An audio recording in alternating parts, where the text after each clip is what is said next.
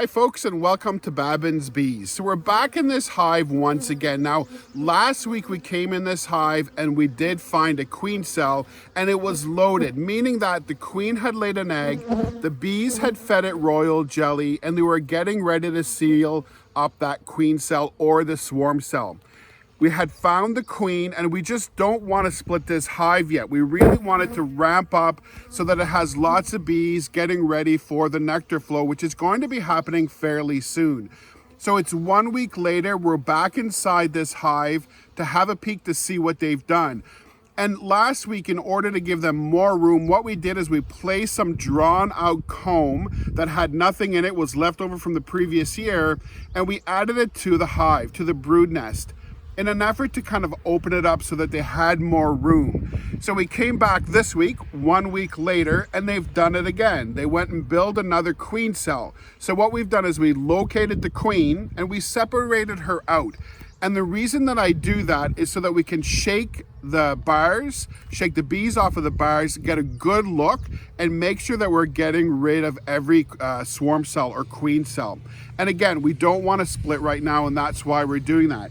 So I'm just going to show you over here, and I'll bring it closer. And I'll just find the queen right quick here. And the queen is right here, right where my finger is, underneath there, right there with the kind of the longer body. She's right there, not the one on my finger, mind you, but the one right here. And again, the reason that we just set her aside is that I'm going to be shaking some of the bars to get rid of the bees so that I can have a really good look at every single bar. And you don't want to shake your queen because you don't want her to be hurt. So just going to give one quick shake like this, kind of a downward shake. It gets most of the bees off. It allows you to have a really good look at your comb. You want to look at the front face as well, because if they're trying to supersede her, meaning the bees are trying to get rid of their queen, they'll oftentimes build queen cells here. You see lots of glistening, which is awesome. That means they're bringing in lots of nectar, which we want, but there's no swarm cells here, so we can put this one back. We'll do the same for this one right quick. A couple of shots downward. Makes the bees go down, and then we can look really well. Nothing on the front face. No queen cells there. No queen cells there. Flip it here. We do see a little, what we would call just a queen cup, and there's nothing in there. We'll just tilt it so you can see. And we're just going to get rid of that like that.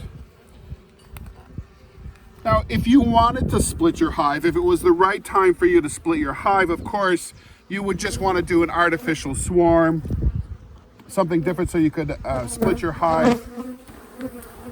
But again, we don't want to do that. We're really looking to have this hive stay whole, grow, so that we have a big population of bees when the nectar is really flowing. Now here you're going to see this really oddly shaped kind of a, peanut in the shell looking cell right here.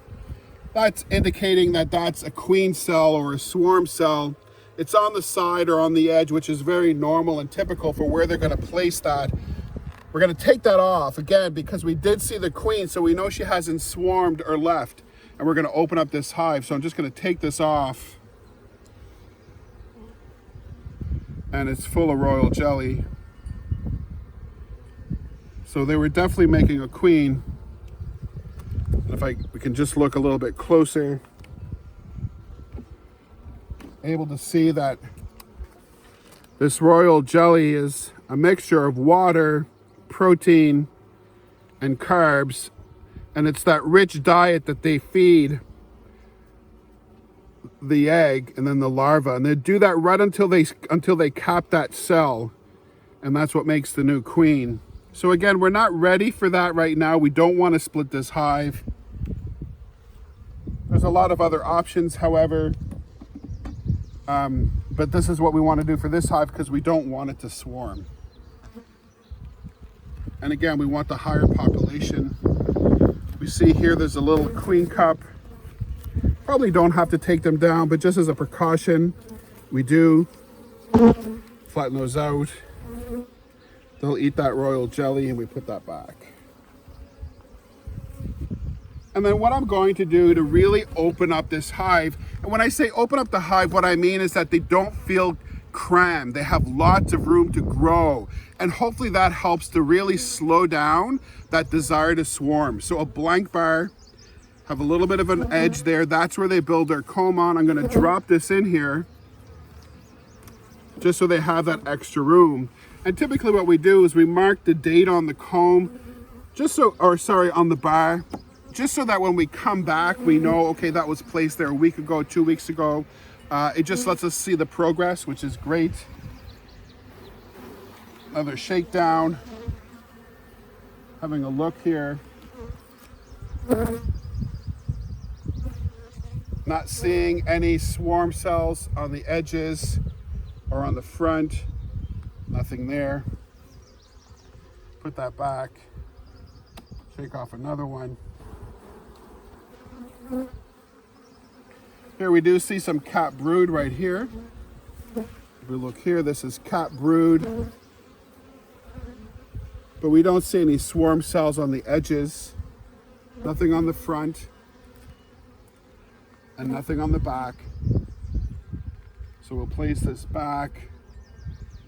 And again, in an effort to really open up this hive, going to give them another blank bar, meaning there's no wax there. They're going to build some wax. It'll really focus them on building wax. It'll give new places for the queen to lay.